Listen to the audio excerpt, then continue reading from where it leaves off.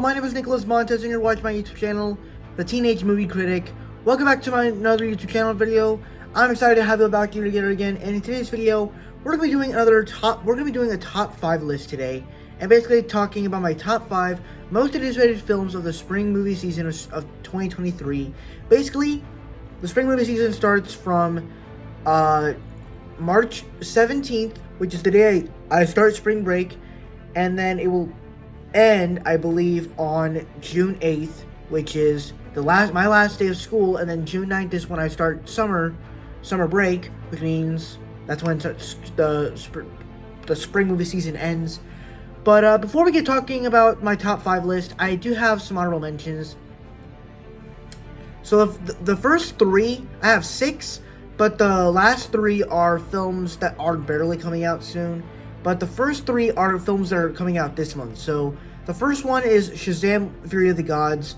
I kind of feel like I cheated on this one because I kind of already seen it already. But it's still the weekend of it, and I've already seen it, so my review will be coming up later on. Then we got John Wick Chapter 4. I watched all the John Wick films. I did like the first film. The second film was pretty good, and then the third film was easily the best of the whole trilogy. So I can't see this one next week because I'm going to be going on vacation. But once I see that film one day, I'm sure I'm going to love it and have so much fun with all the crazy action in that film. But the real honorable mentions here, the first one is, actually no, we've got one, Dungeons & Dragons. I am also excited for that film that I'm probably not going to be seeing because I haven't seen any of the Dungeons & Dragons films. So, unfortunately, it won't be able to go into that list. But the main honorable mentions are, the first one, Peter Pan and Wendy. This is the remake of the live-action remake for the 1953 Disney animated film. And we've gotten a Peter Pan remake before from 2003, but we never actually gotten a Disney remake of it. And so I think the trailer we got looked pretty good. I am excited for the premise of it and exploring more about Captain Hook and Peter Pan and their past together. My only concern is, and of course I am excited to see Jude Law as Captain Hook. My biggest concern is the movie itself looked a little bit odd to me. I'm excited to see a black Tinkerbell, and I'm excited to see all that. But, you know, the look of Peter Pan in his costume just looks kind of, I don't know, looks very weird to me. And I guess we could say Jude Law looks great as Captain Hook. Everyone else fit the people they played as their characters. And it probably looks like the best version of the live-action film. So, hopefully it's at least a good movie. Alright, so I accidentally pressed paused. I have more honorable mentions, sorry. So, the other 2 are a film called Air. It's basically about the creation of the Michael B. Jordan shoes, which I saw the trailer for the movie during the Super Bowl, and I'm like, that's interesting. And the fact that it stars Ben Affleck and Matt Damon, plus is directed by Ben Affleck, plus stars Chris Tucker, that's great. So this one has me interested. I'm probably not going to see in theaters because I have better movies to watch, but sounds like a movie I would definitely like when it comes on a streaming service or something. And then the final honorable mention is a film called The Story of George Foreman, the biopic of George Foreman, the boxer. And I think the movie looked pretty cool. I saw a trailer for this movie, the trailer for this film when I went to go see Creed 3. And the movie itself looked like a awesome film. Just looks so great with the boxing. And all of it just looked so good. The story looks inspiring, and then him being a fat boxer, just all of it looks really good, and I want to see this. I can't wait to see this story, hopefully one day. Alright, now let's get into the top 5.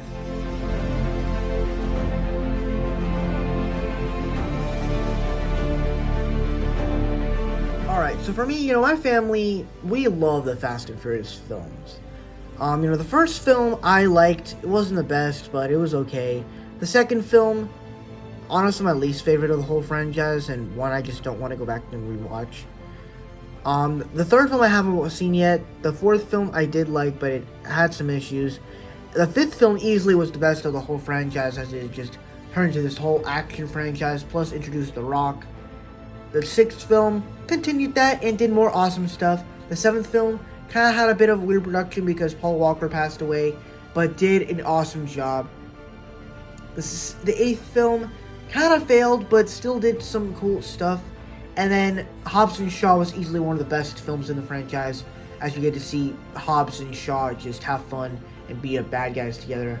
And then F9 was easily one of the most conventional films, where you have magnetic cars swinging on vines like Tarzan, and then going to space. And then this film, you're kind of bringing back some of that stuff that you liked about the Fast and Furious franchise with, of course, the insane action sequences. Of course, with the insane hand-to-hand combat, with gunfights, and now you're going on motorcycles, and all that, and bowling balls hitting trucks and cars and destroying them, and even cars destroying helicopters. All that's great. And the trailer itself just feels like it's going to be a fun time. Of course, I have fun in all these films. Even F9, which I had a lot of problems with, I still had a lot of fun with the car action. But what I wanted to do is to at least tell a story where we at least care about the characters and it makes sense. I know that these films aren't technically meant for that. But if it's so dumb, then I can't really care for it. Granted, I'm still going to watch this film opening weekend, but I really want this to work, and I at least want it to be a good movie like Fast 5 was.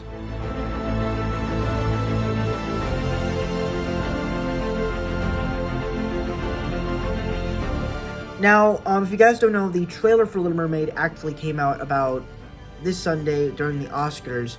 And, you know, the trailer that we've gotten for this movie looked pretty good. And my overall thoughts on the movie, I'm very excited, but I'm also very nervous. Of course, to start things off, Halle Bailey fits perfectly as the character of Ariel. From the voice, to the look of her character, from the way they got her tail done, her hair done, looks perfect. I don't care if she's black. She fits the role right. When it gets to like the casting, like when it comes to like the world of the mermaids, I'm a little interested because Ariel's dad is still white, so maybe she got adopted. So, I mean, obviously, I don't think people are really going into this movie thinking about that. They just want to see this story retold, which, if you're changing the color of the person's, well, I mean, obviously she's a mermaid, so, you know, she's not technically human, so mermaids don't actually have race. But, besides that, you know, I mean, Melissa McCarthy as Ursula, Awkwafina as Scuttle. I did not know that she was going to be playing Scuttle. And then, just to look at all the characters, I mean, why does Sebastian look like that?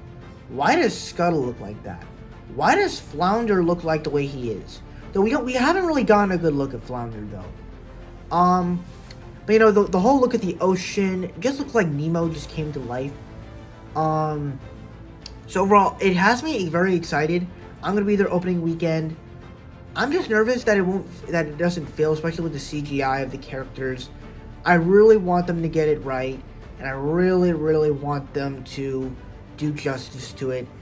At least create a fun story and retell it in a good way. So, yeah, I'm still excited, but I'm also nervous.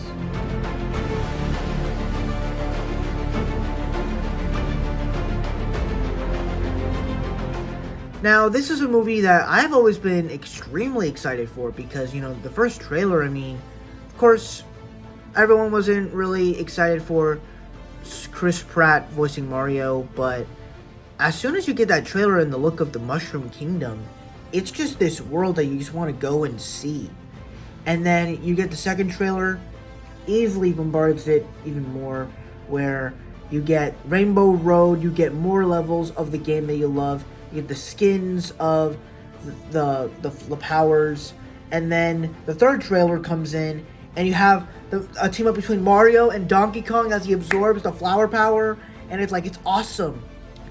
and it's like, it's so cool. And each trailer that keeps releasing, it's like, I feel bad. Like, I'm so excited. Each trailer just keeps getting better and better and better. And even from the other voice cast, like Jack Black as Bowser, Charlie Day as Luigi, just the whole cast just sounds and looks amazing. The characters look great. The whole world just looks amazing. It just looks like a fun film. I cannot wait to watch it. The thing that holds it back from the top two, though, is I'm really nervous that the Mario Easter eggs and stuff that's in the film is going to overshadow the actual story of the film. Like, I'm pretty sure the story is going to be basic, you know. Mario has to go save Luigi from Bowser, but he's going to need the help of Princess Peach instead of Luigi helping Mario to save Princess Peach. So, Luigi's kind of the damsel in distress in this one. But I'm really hoping this film does good, and I can't wait for it.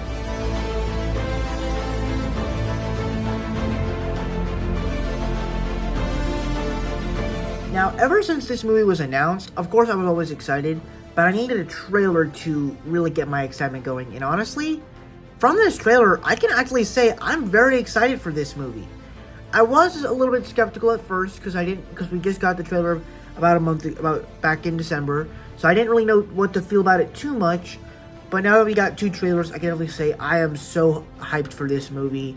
I mean, from the insane action sequences to the emotion that it's gonna bring, to the story that they're creating, from the humor that they're doing, and even introducing Adam Warlock finally in the MCU since he was introduced into Guardians of the Galaxy Volume 2. All of that just sounds amazing, and the fact that this is the last time with the Guardians and James Gunn's final MCU project, I can't wait for this film. This is going to be a blast May 5th.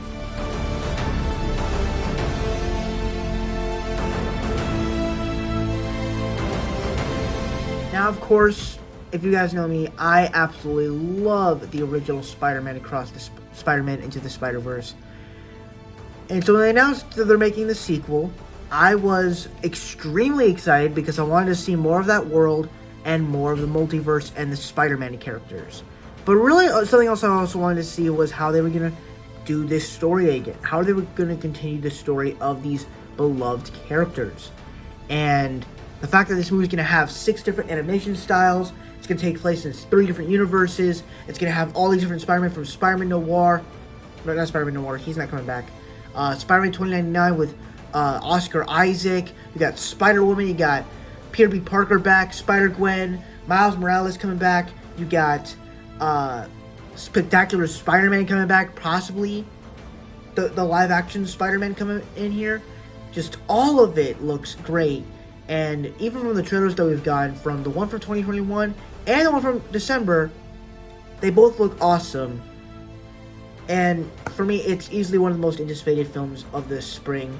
The thing that holds it back a little bit for me, though, is as much as I love the trailers and the way that this movie looks, I really just want a full-length trailer. These trailers don't feel like trailers to me. They just feel like teasers.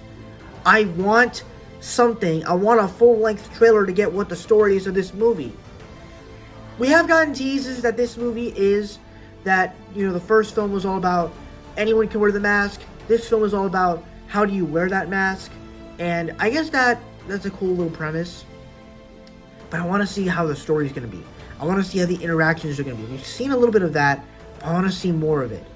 Hopefully we'll get a trailer sooner or later. But this movie needs to come sooner. I'm so excited for it.